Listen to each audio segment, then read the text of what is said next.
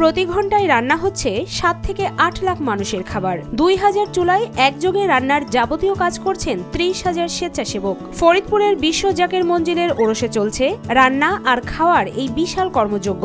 ঘন্টায় প্রায় 7-8 লক্ষ লোকের খানা তৈরি হয়। শুক্রবার থেকে শুরু হয়েছে ফরিদপুর জেলার সদরপুর উপজেলায় আটরশি বিশ্ব জাকের মঞ্জিলের 4 দিনব্যাপী ওরস। দেশ বিদেশের লাখো ভক্ত সমবেত হয়েছেন এই ওরসে। এখানে অনেক জাকের ভাই আসেন খুব রহমত এবং বরকত পাওয়ার জন্য।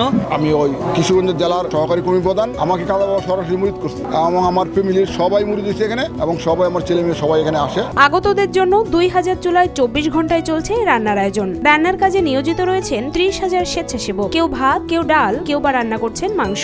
এটা তরকারি পাকশালা, এই পাকশালায় পাক হয়, লক্ষ লক্ষ মানুষ খাইতেছে রেগুলার। এই জায়গায় 24 ঘন্টা গরম থাকে। এখন অনেক লোক নিয়ে আমি দরবার শরীফে আসি। প্রতি বছর এই আয়োজনে বিপুল সংখ্যক ভক্ত অনুরাগীর সমাগম হলেও নেই কোনো বিশৃঙ্খলা। সারিবদ্ধভাবে ভক্তরা মাটির প্লেটে নিচ্ছেন খাবার। খাওয়া শেষে নিজেরাই মাটির প্লেট ধুয়ে রেখে আসছেন নির্দিষ্ট জায়গায়। খাজা ফরিদপুরি বলছিলেন যে এখানে মানুষ যারাই আসবেন তাদের আসার পূর্বে এখানে তাবারকের ব্যবস্থা থাকে। এটা আল্লাহর একটা অশেষ রহমত। 24 ঘন্টায় চুলাগুলো চলতেছে। গতকাল থেকে আমি এই নেতৃত্ব দিতেছি, কিন্তু সেকেন্ডের জন্য চুলা বন্ধ হয় না। শুক্রবার দুপুর থেকে শুরু হওয়া রান্নার এই বিশাল আয়োজন এক নাগাড়ে চলবে মঙ্গলবার পর্যন্ত।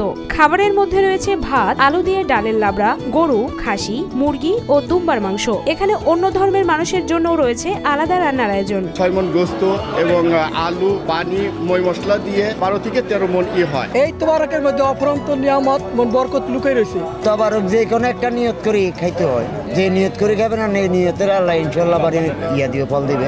এখানে আগত বেশিরভাগ ভক্ত অনুরাগীরা মনে করেন এই তবারক খেলে অনেক রোগবালাই দূর হয়, যে কারণে সামান্য হলেও তবারক মুখে নিতে সুশৃঙ্খলভাবে লাইনে দাঁড়িয়ে থাকেন তারা। আমার একটা অনেক বড় রোগ হয়েছিল, রোগটা হুজুর কেবলাজানের দয়া হোমিওপ্যাথিক ওষুধ দিছে, এই ওষুধ খেয়ে আমরা ভালো হয়েছি। আমার নাচের জন্য মাছ করছিলাম। তবারক খেলে অনেক রোগ মুক্তি হয় এবং অনেক রোগের ওষুধ হিসাবে কাজ হয়। মনোবাসনা পূর্ণ হওয়ায় পূর্বের নিয়ত অনুযায়ী এখানে কেউ দান করছেন গরু, কেউ দিচ্ছেন ছাগল, কেউ মুরগি, আবার অনেকে হরিণও দিচ্ছেন এই দরবারে। দানের এসব পশু রাখার জন্য রয়েছে গোশালা, ছাগলশালা, মোরগশালা ও হরিণশালা। এবছর আমরা কিশোরগঞ্জ জেলা থেকে 52টা গরু দিচ্ছি, 105টা খাসি দিচ্ছি। ভক্ত জাকেরানের দেয়া এসব পশু জবাই করে তবারক রান্না হয়ে থাকে। এখানে রান্নার দায়িত্বে যারা থাকেন তারা পালা করে 24 ঘন্টা রান্নার কাজে ব্যস্ত থাকলেও কারো চোখে মুখে কোনো ক্লান্তির ছাপ নেই। তারা ভালোবেসে এ কাজে নিজেদের নিয়োজিত করেন।